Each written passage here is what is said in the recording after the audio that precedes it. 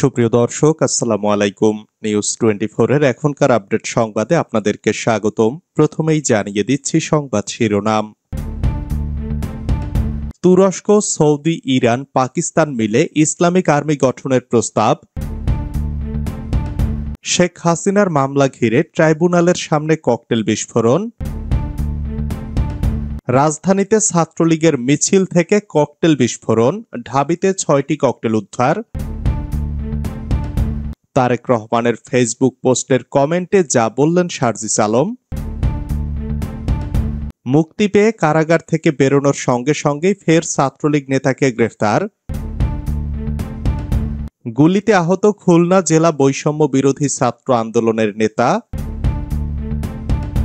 ইউনূস তারেকের একান্ত বৈঠক রাজনীতিতে প্রশ্ন তৈরি করেছে, মন্তব্য চরমোনাই পীরের। এতক্ষণ শুনছিলেন সংবাদ শিরোনাম। পুরো খবর পেতে ভিডিওটি শেষ পর্যন্ত দেখুন। সর্বশেষ সংবাদ পেতে চ্যানেলটি সাবস্ক্রাইব করুন।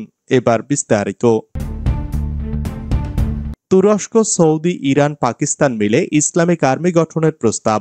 মধ্যপ্রাচ্যে ইসলামিক সেনাবাহিনী গঠনের প্রস্তাব দিয়েছে ইরান। দেশটি বলেছে সৌদি আরব, পাকিস্তান, তুরস্ক ও আরও কয়েকটি দেশ নিয়ে এই সেনাবাহিনী গঠন করা হতে পারে। ইরানি নেতা মহাসেন রেজাই জানিয়েছেন, এই সেনাবাহিনী গঠন করা হলে তা মধ্যপ্রাচ্যে চলমান সংঘাত মোকাবেলায় গুরুত্বপূর্ণ ভূমিকা রাখতে পারবে। ইরান বলছে, মুসলিম দেশগুলোকে ঐক্যবদ্ধ হয়ে আত্মরক্ষা ও নিরাপত্তা নিশ্চিত করতে এই পদক্ষেপ নেওয়া হচ্ছে।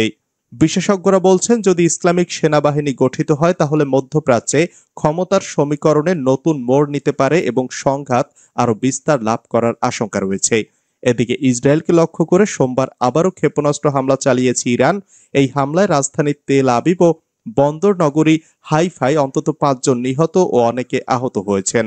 হামলায় ঘর বাড়িতে অগ্নিকাণ্ড ও বিদ্যুৎ কেন্দ্রে ক্ষয়ক্ষতি হয়েছে। যুক্তরাষ্ট্রের দূতাবাসও এই হামলায় কিছুটা ক্ষতিগ্রস্ত হয়েছে। দূতাবাসটি বন্ধ রাখা হয়েছে এবং সেখানে আশ্রয় নেওয়া প্রায় 7 লাখ মার্কিনীকে ঘরেই থাকার অনুরোধ করা হয়েছে। শেখ হাসিনার মামলা ঘিরে ট্রাইব্যুনালের সামনে ককটেল বিস্ফোরণ। শেখ হাসিনার মামলা ঘিরে আন্তর্জাতিক অপরাধ ট্রাইব্যুনালের সামনে একাধিক ককটেল বিস্ফোরণের ঘটনা ঘটেছে। সোমবার সকালের দিকে এ বিস্ফোরণের ঘটনা ঘটে। সোমবার সকাল আনুমানিক 7টায় হাইকোর্ট গেটের বাহিরে কে বা কাহারা 2টি ককটেল ছুড়ে একটি মাজার গেটের বাহিরে বিস্ফোরিত হয় এবং একটি বর্তমানে আব্দুল গনি রোড হতে দোয়েল চত্বর যাওয়ার দিকে অবিস্ফোরিত অবস্থায় পড়ে আছে। ঘটনাস্থলে শাহবাগ থানার টহল টিম উপস্থিত আছে। রাজধানীতে ছাত্রলীগের ককটেল বিস্ফোরণ। রাজধানীর শাহবাগ ও কাঁটাবন মোড় মধ্যবর্তী এলাকায় ঝটিকা মিছিল করেছে নিষিদ্ধ ঘোষিত বাংলাদেশ ছাত্রলীগ। মিছিল শেষে তারা শাহবাগ সড়ক সংলগ্ন ঢাকা বিশ্ববিদ্যালয়ের শেখ মুজিবুর রহমান হলের পকেট গেটের সামনে 2টি ককটেল বিস্ফোরণ ঘটায়।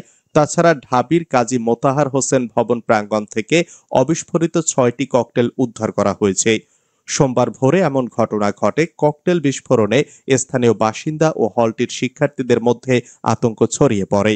স্থানীয় সূত্রে জানা গেছে, মিছিলটি ভোর আনুমানিক 5টা 50 শাহবাগ মোড় থেকে শুরু হয়ে ঢাকা বিশ্ববিদ্যালয়ের শেখ মুজিবুর রহমান হল হয়ে কাঁটাবন মোড় গিয়ে শেষ হয়। তবে মিছিলে অংশগ্রহণকারীদের পরিচয় এখনো নিশ্চিত হওয়া যায়নি। এ ব্যাপারে ঢাকা বিশ্ববিদ্যালয়ের শেখ মুজিবুর রহমান হলের শিক্ষার্থী বিলায়েত শেখ জানান, ভোরে হঠাৎ জয় বাংলা এবং শেখ হাসিনার স্লোগানে ঘুম ভেঙে যায়। আনুমানিক 5টা 50 মিছিলটি শাহবাগ থেকে এসে বঙ্গবন্ধু হলের পকেট গেট পর্যন্ত পৌঁছায়। পরিবাগ মোড়ে 15-20 জনের একটি দলকে দাঁড়িয়ে থাকতে দেখা যায়। পরে তারা বিভিন্ন গলিতে সরে যায়। এর কিছুক্ষণ পরেই আমাদের হলের পকেট গেটের সামনে পরপর 2টি ককটেল বিস্ফোরিত হয়। শাহবাগ থানার অফিসার ইনচার্জ খালিদ মনসুর বলেন, আমরা নিষিদ্ধ ঘোষিত ছাত্রলীগের একটি মিছিল কাঁটাবন মোড় এলাকায় অনুষ্ঠিত হতে দেখে আমরা ধাওয়া দিলে তারা ছত্রভঙ্গ হয়ে পালিয়ে যায়। ইতোমধ্যে আমরা একজনকে গ্রেপ্তার করেছি। ভিডিও ফুটেজ বিশ্লেষণ করে মিছিলে অংশগ্রহণকারী প্রত্যেককে আইনের আওতায় আনা হবে। তারেক রহমানের ফেসবুক পোস্টের কমেন্টে যা বললেন সার্জিস আলম। সংবাদপত্র শিল্পের কালো দিবস আজ সোমবার। এ দিবস উপলক্ষে ফেসবুকে একটি স্ট্যাটাস দিয়েছেন বিএনপির ভারপ্রাপ্ত চেয়ারম্যান তারেক রহমান। তারেক রহমানের ফেসবুক পোস্টের সঙ্গে একমত পোষণ করেছেন সার্জিস আলম। ফেসবুক স্ট্যাটাসে তারেক রহমান লিখেছেন, ১৯৭৫ সালের ১৬ জুন বাংলাদেশের ইতিহাসে এক কালো দিবস। এদিন তৎকালীন শাসক গোষ্ঠী সব দল বাতিল করে চরম কর্তৃত্ববাদী একদলীয় বাকশাল কায়েম করে তাদের অনুগত 4টি সংবাদপত্র রেখে গোটা জাতিকে নির্বাক করে দিয়েছিল। ফলে বিভিন্ন সংবাদপত্রে কর্মরত অসংখ্য সংবাদকর্মী বেকার হয়ে পড়েছিল। তাদের রুজি রোজগার ও সন্তানদের ভবিষ্যৎ চরম নৈরাজ্যের দিকে ঠেলে দেয়া হয়। আমাদের স্বাধীনতা যুদ্ধের মূল চেতনা ছিল বাংলাদেশের ভৌগোলিক স্বাধীনতা অর্জন ও গণতন্ত্র প্রতিষ্ঠা। চিরায়ত গণতন্ত্রে মানুষের নাগরিক স্বাধীনতা নিশ্চিত হয় এবং যার মূল শর্ত হচ্ছে বাক, চিন্তা ও মত প্রকাশের স্বাধীনতা।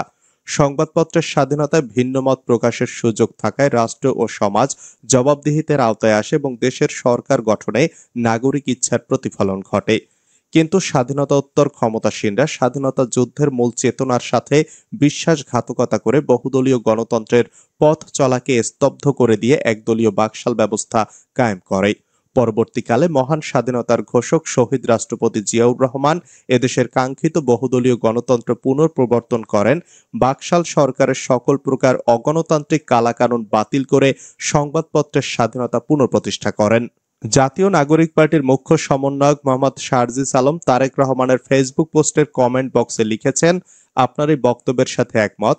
একটি দেশের গণতন্ত্রের অগ্রগতির পথে সংবাদপত্রের স্বাধীনতা গুরুত্বপূর্ণ। কিন্তু এই কয়েক মাসে এটাও প্রত্যক্ষ করেছি যে অনেক ইলেকট্রনিক ও প্রিন্ট মিডিয়া হাউস রাজনৈতিক উদ্দেশ্য প্রণোদিতভাবে কিংবা টিআরপি পাওয়ার আশায় কিংবা অজানা কোনো মদদে অসংখ্য প্রোপাগান্ডা ছড়িয়েছে। কিছু সাংবাদিক কিংবা সংবাদপত্র ভিত্তিহীন কিছু তথ্য কয়েক মিনিটের জন্য প্রকাশ করে, অতঃপর তার কোনো সত্যতা না থাকার কারণে কিছুক্ষণ পর সংবাদটি মুছে ফেলে। কিন্তু এর মধ্যে ওই ব্যক্তি কিংবা প্রতিষ্ঠানের যতটুকু ভাবমূর্তি নষ্ট হওয়ার সেটা হয়ে যায়। এসব করে অনেকেই পার পেয়ে যায়। অনলাইন ফটো কার্ডে বিব্রতকর শিরোনাম দেওয়া হয়, কিন্তু ভিতরের ডিটেলসে গিয়ে কোনো তথ্য প্রমাণ পাওয়া যায় না। বর্তমান সাংবাদিকদের মধ্যে এমন সংখ্যাও নেহাত কম নয় যারা ইতিপূর্বে আওয়ামী লীগকে প্রকাশ্যে সার্ভ করে এসেছে। তারা এখনো নিজেকে শুধরে না নিয়ে সুযোগ সন্ধানী আচরণ করছে।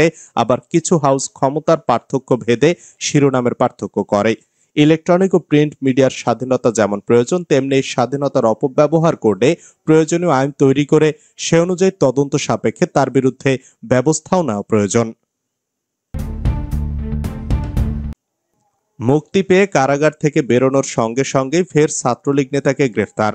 নিষিদ্ধ সংগঠন ছাত্রলীগ রংপুর মহানগর সভাপতি শফিউর রহমান স্বাধীনকে রংপুর কেন্দ্রীয় কারাগারের প্রধান ফটক থেকে আবারও গ্রেফতার করেছে পুলিশ। তার বিরুদ্ধে থাকা মামলায় রবিবার রাতে জামিনে মুক্তি পাওয়ার পর কারাগারের সামনে থেকেই আবারও তাকে গ্রেফতার করা হয়। বিষয়টি নিশ্চিত করেছেন রংপুর কোতোয়ালি থানার ওসি শুক্কুর আলী। কারাগার ও পুলিশ সূত্রে জানা গেছে, গত ১৯ জুলাই বৈষম্য বিরোধী আন্দোলনের সময় ছাত্র জনতার উপর হামলা ও হত্যা চেষ্টার ঘটনায় করা একটি মামলায় শফিউর রহমান স্বাধীনকে চলতি বছরের ২৪ মার্চ পুলিশ গ্রেফতার করে। এরপর থেকে তিনি রংপুর কেন্দ্রীয় কারাগারে আটক ছিলেন। সম্প্রতি ওই মামলায় আদালত থেকে জামিন পান তিনি। গুলিতে আহত খুলনা জেলা বৈষম্য বিরোধী ছাত্র আন্দোলনের নেতা। সন্ত্রাসীদের গুলিতে আহত হয়েছেন খুলনা জেলা বৈষম্য বিরোধী ছাত্র আন্দোলনের যুগ্ম আহ্বায়ক এস.এম. সাজিদ হাসান। রোববার রাত 8:45টার দিকে নগরীর ময়লাপোতা মোড়ে হোটেল আলী কদরের সামনে ঘটনা ঘটে। এস.এম. সাজিদ হাসানের পেটে ও পায়ে গুলি লাগে। প্রথমে তাকে ময়লাপোতা মোড়ের একটি বেসরকারি হাসপাতালে ও পরে খুলনা মেডিকেল কলেজ হাসপাতালে নেওয়া হয়।